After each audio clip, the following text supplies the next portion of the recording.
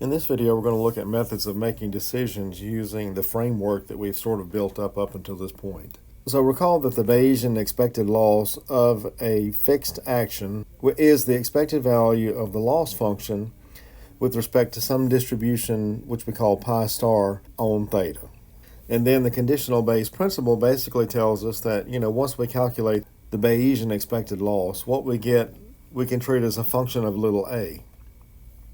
And then if we minimize that Bayesian expected loss over the entire action space, we get what's called the Bayes action.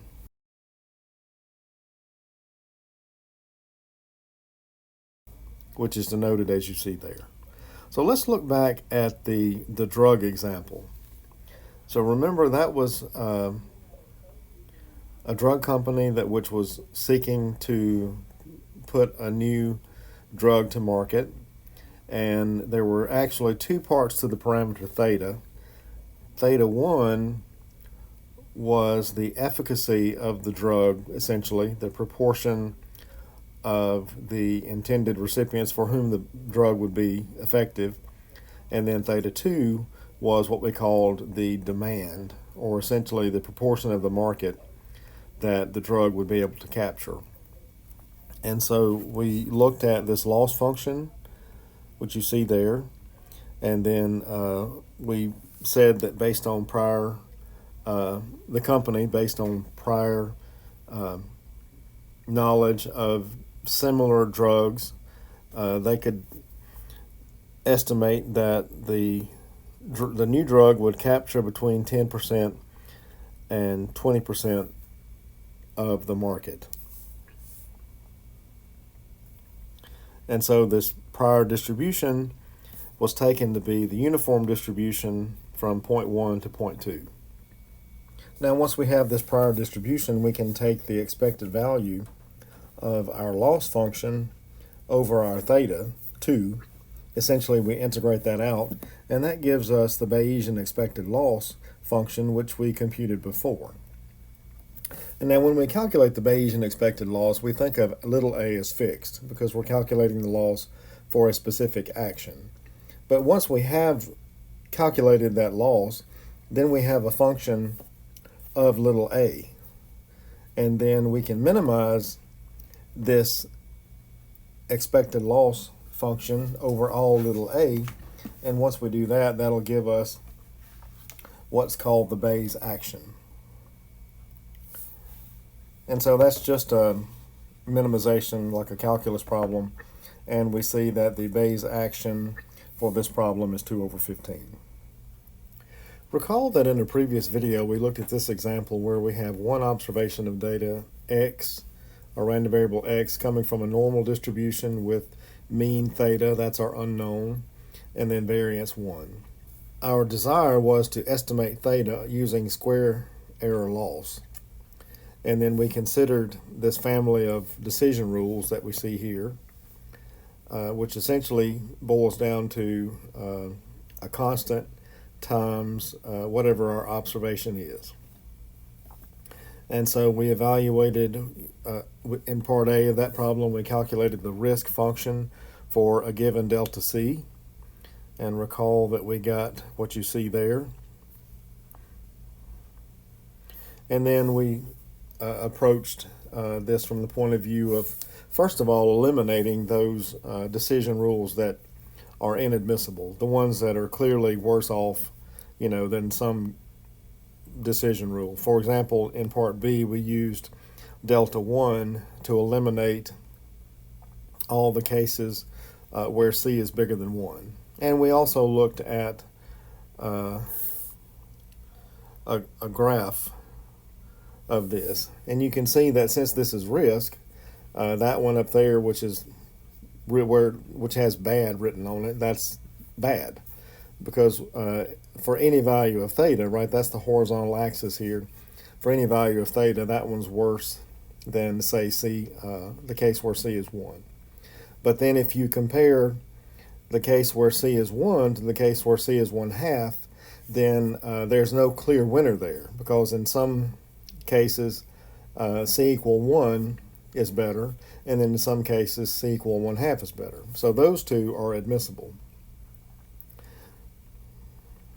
And so we went through that, but we never made a decision about which one to use.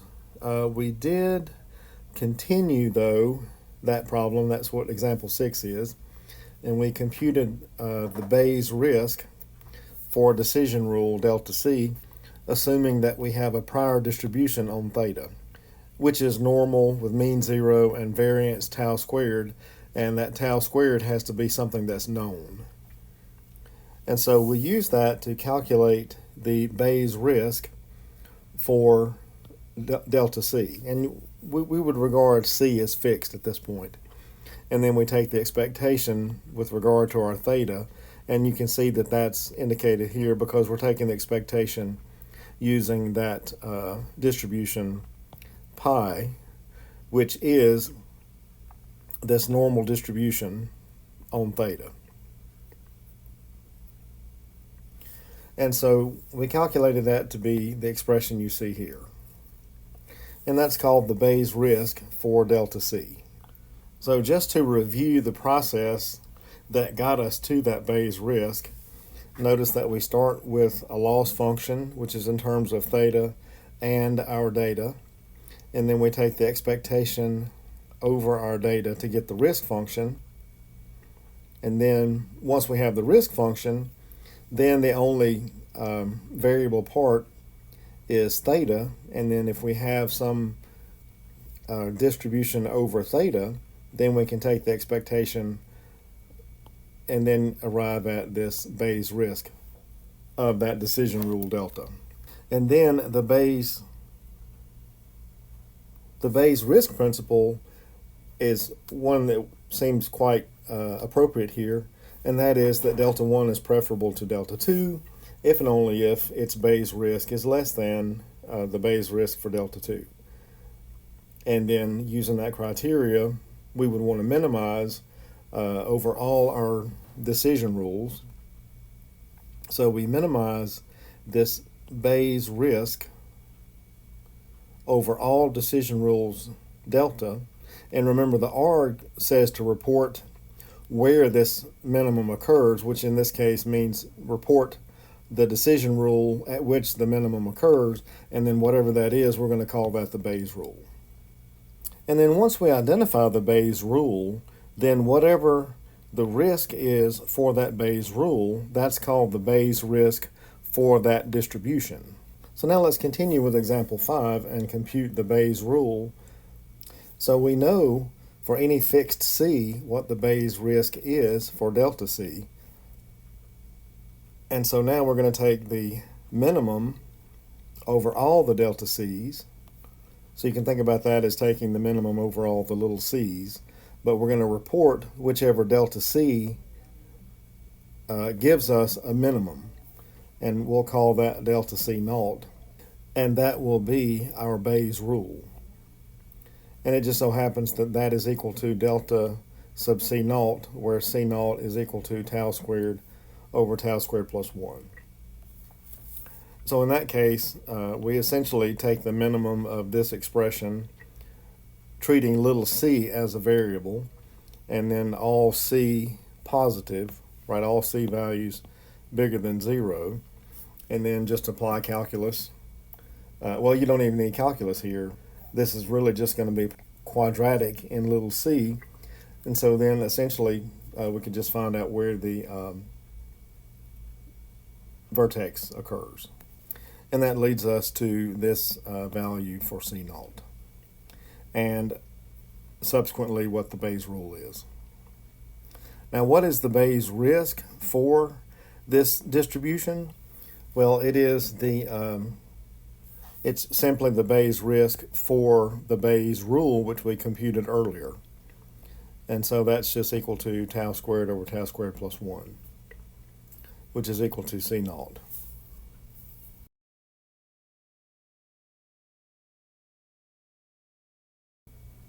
Let's go back to an example we looked at earlier. Remember, this is the one where a person was presented with an investment option of buying risky bonds as opposed to a safer option where the person is guaranteed a $300 gain in any case. So remember that the initial investment for the risky bonds, should the person choose to purchase them, is $1,000. And then if the bonds actually do mature, they get back their $1,000 in addition to $500 gain. If, however, they default, then they lose the $1,000. And then we had a probability distribution given to us for whether the bonds mature or default, and you can see there that the probability of default was 0.1, so about 10% of the time. And so the unknown here, and with these kind of problems, we should always ask ourselves, what are the unknowns? What are the actions we can take? What's the consequence in, any decision? What's the consequence of an action we take? So the unknown here, obviously, is whether the risky bonds default. So we have theta 1 is that they do not, and theta 2 is that they do default. And the decision we can take, or the action we can take, is to buy the bonds or buy the safe investment. So little a1 was where we buy the bonds, little a2 for safe investment. And so given this setup, we looked at the loss matrix, and we were given all that information. It's just organized there in that loss matrix. And then in part B, we described the prior distribution that was given to us, and that's just quite simply that the probability of default, of no default, is 0.9, and the probability of default is 0.1. But we never actually made a decision, so let's take this a little further now and see how to make a decision. So here we see the computation for the expected loss of each action. So the expected loss, the Bayesian expected loss of action A1 is negative 350, whereas the Bayesian expected loss of A2 is negative 300. So if we choose to buy the bonds, our expected loss is negative 350. And if we choose to go with the safe investment, then our expected loss is negative 300. So in both cases, our expected loss being negative is really an expected gain. But if we do take a chance and purchase the risky bonds, we see that our expected gain is 350 as opposed to the safer investment, which gives only an expected gain of 300. So if we go with the action which minimizes this expected loss, then that leads us to the Bayes action. And the Bayes action here is A1, which we see there. So again, the Bayes action is notated as little a with a superscript of pi, and then it's the argument that minimizes the expected loss function, and we only have the two actions here to choose from. And so, as I mentioned, that Bayes action here is little a1. So we should purchase the risky bonds if our decision making is guided by whatever minimizes the Bayesian expected loss. We want to next look at a different decision principle, which is called the Minimax principle. But before we do that, let's recall all of the different things that were involved with randomized decision rules. And so we start with the loss function that we're using. In a lot of problems, we've been using the squared error loss, and that's just a function of theta and little a. And then in order to get the loss function for the randomized decision rule, we take the expectation over our little a. Because remember, a randomized decision rule, once we observe the data, gives us distribution over the action space. And now we can take, and now treating little a as a random variable, we take the expected value using that distribution that we got after we observed our data, and that gives us the loss function for the randomized decision rule. Now notice that when we do this, this technically is a little x here because it's based on real data, whatever we observe. And then that technically leads to a loss function which involves theta, and also is a function, is an expression that involves little x. We can think about this as little g of theta comma little x. But then whenever we want to derive the risk function for the randomized decision rule, we will replace little x by big X. And that'll be for this next step. Okay, so to get the risk function, we take the expectation over with respect to our data. That's the same thing we did with regular decision rules. To go from the loss function to the risk, we take the expectation with respect to our data, and then we essentially integrate out the data. And so once we have the risk function, we have something that just depends on theta. And then from there, to get the Bayes risk, we just take the expectation using, with respect to theta, using the distribution that we have over theta. And then when we look at the Minimax decision rule, we're going to need to look at the worst that risk function can be.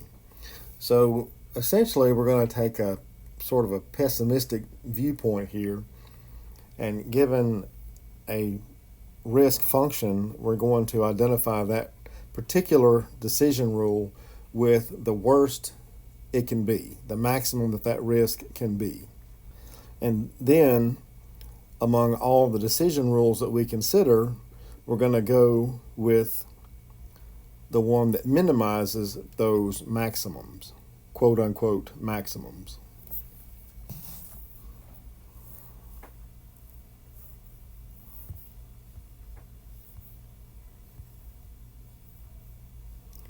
Let me carve out some real estate here and try to diagram what is going on here. So let's say here's our theta. And maybe here's the risk function for one decision rule. Maybe this is delta 1. I'm not going to put the star on there. And maybe this is the risk function for delta 2.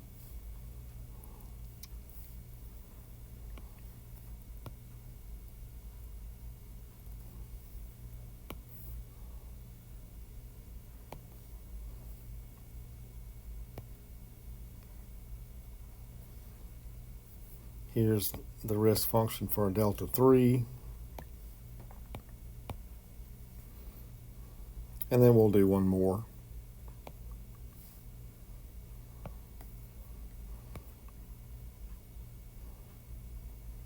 There's a delta 4, which is inadmissible. So what we want to look at for each one of these risk functions, except delta 4. Delta 4 is inadmissible. So we just won't even consider that at all. So for each one of these risk functions, we essentially are going to narrow it down to its maximum value. So here's the maximum value, roughly, for delta 2. The maximum value for delta 3 looks to be about right here. And then for delta 1, the maximum value appears to be about right there. And the idea with Minimax decision making is we just go with the one that has the minimum amongst all those maximums. So if we were to make a decision using these three risk functions using the Minimax decision rule, then delta 1 would be the winner because among all those worsts, delta 1 is the smallest. So hopefully that gives us an idea of what this Minimax principle is. So as you see there, delta 1 star is preferred to delta 2 star. if the supremum of its risk function is less than the supremum of the risk function for delta 2 star. And then if such a rule exists, if we can find a minimum over all the decision rules of those maximums, of those worst, then we call that the minimax decision rule, and it's denoted as we see here. And so more compactly, it's this here. So for each decision rule, we look at its risk function, and we look at the supremum, or you can think of that as the maximum, of that risk function over all theta, over the entire parameter space. And so for each decision rule, you look at that maximum. And then amongst all those maximums, we take the minimum. And then whichever decision rule has that minimum, we call that the minimax decision rule. And then the maximum of the risk function for this delta star m is called the minimax value. So let's apply this to the problem where we were trying to estimate this unknown theta from a normal distribution. So our data was, we had one data observation, which we called x, that's our random variable, and the unknown is the mean of that random variable x, which follows a normal distribution with variance 1.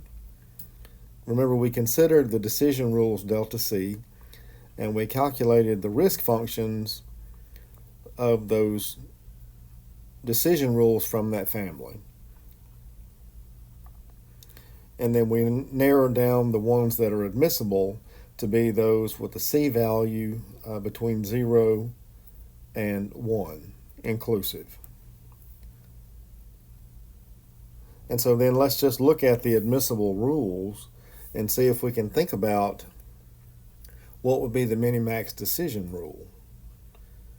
So if we look at this curve here, where c is 1/2, then, well, let's see, the worst that it can be, well, that goes off to infinity at either side. And I think you'll see that the only one that doesn't go off to infinity amongst those that are admissible is the one where c is equal to 1. Yes, in fact, that is the case. In fact, so the only decision rule which has a finite supremum is the one where c is equal to 1. And in that case, that supremum is equal to 1. And so according to the minimax decision rule, we should choose c equal to 1 and just estimate theta to be the same as little x. And the minimax decision rule is equal to delta 1. And also the minimax value in that case is equal to 1.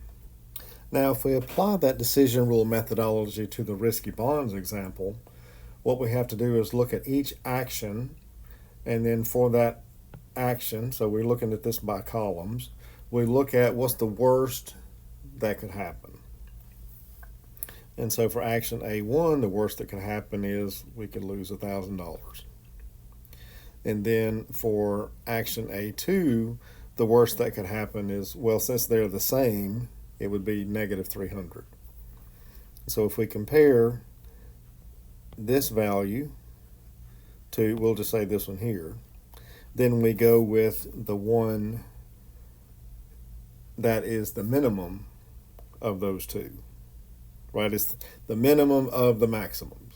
And the minimum here of these two maximums would be the case where we go with the safe option. So here's that information using the notation, the proper notation. And so again, if we go with the minimum of those two maximums, we'll go with action A2. So that is the minimax decision for that problem. And notice that that is different from the decision that we made using the Bayes rule. Okay, let's look at one final example where we calculate a minimax decision. So let's go back to this coin matching problem. So remember that the setup is that you and your opponent each have a coin. We'll just say a penny. That's what they said in the book. And each person decides whether their penny has heads showing or tails showing. But you don't know what your opponent's got, and then vice versa. Your opponent does not know what you have. Then you both reveal what's showing, and in the case where the two coins match, you win $1. In the case where they do not match, you lose $1. So from your perspective, the unknown is what the opponent has. That's the delta 1 and delta 2. And then what you control is what your coin is showing, and those are the actions. And so remember that we suppose, we're playing this game over and over. And so we have to come up with some sort of strategy. And this is where we talked about a randomized action. So what we decided is we'll choose some probability little p, and then with probability little p, we will either flip our coins to heads or to tails. And so the question here is then what is the best value for little p?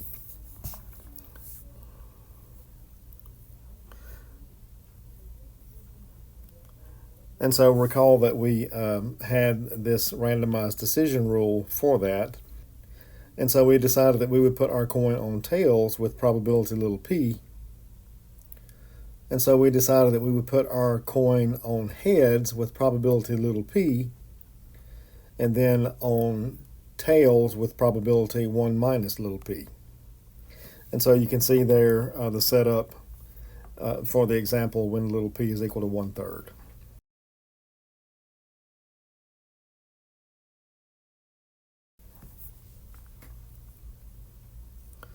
And then from there, we talked about a convenient way to express this randomized decision rule. We defined the loss function. And then here we calculated the risk for this randomized decision rule. Remember, with a no data problem, the risk function and the loss function are the same. And so to calculate the loss function for this randomized decision rule, first we have to remember that a randomized decision rule gives us a distribution on the action space once data is observed. Now in this case, we don't observe any data, but we do have a probability distribution on the action space as we mentioned earlier. And so in this case, this would be a randomized action, and we're going to take the expected value of the loss function here with respect to that randomized action distribution. And so that gives us this. And then remember that the probability, we will choose action A1, which is to put the coin on heads, is little p. And then you'll decide to put your coin on tails with probability 1 minus p. And remember that the loss you experience depends on what the opponent does. So in the event that the opponent chose to put their coin on heads, then we have this loss. And then in the event that the opponent chose to put their coin on tails, we have this loss. And so if we simplify, we get those two expressions there. Okay, so now let's look at this and determine what is the minimax action. So just to review, the risk for the randomized decision rule, delta p star. So here we need to think of little p as fixed because, when you play the game, you've got to pick that probability ahead of time. And so in the event that the opponent chooses heads, then the risk is 1 minus 2p.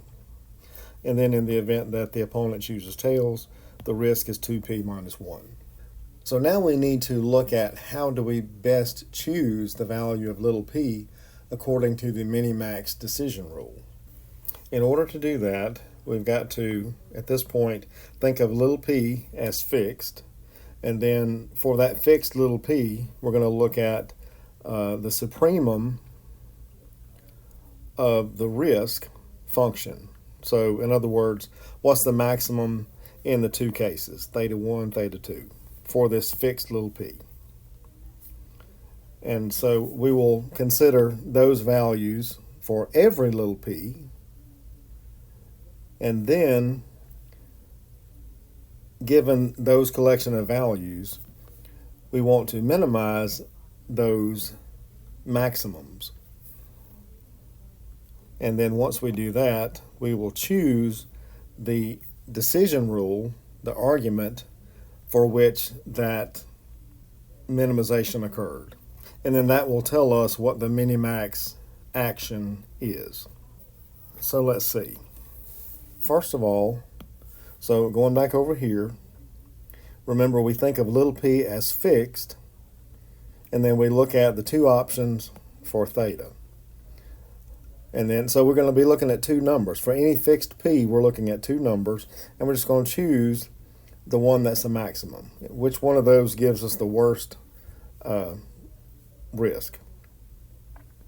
And then, amongst all of those maximums, for every value of little p, we're going to hunt for the minimum of all those maximums, and then whichever little p gives us that minimum, we're going to choose that decision rule. Let's plot those two lines as functions of little p. So remember that little p is a probability, so it's only between 0 and 1. And we have two lines there, and you can see that we plotted both lines.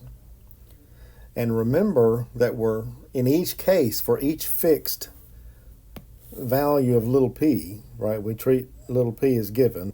So for example, right here, we've got two numbers that we're looking at, and we're always going with the worst. We're always going with the maximum. And so that's why you can see that I have highlighted the upper portion, that sort of V shape there. And so that V shape represents all of the maximums. And now, from amongst all of those maximums, we want to identify where the minimum occurs, the minimum of all those maximums. And you can see that that happens right here when p is equal to 1/2. So there we've identified our minimax action, our minimax decision rule as delta star 1/2. And the minimax value then from that graph you can see is 0.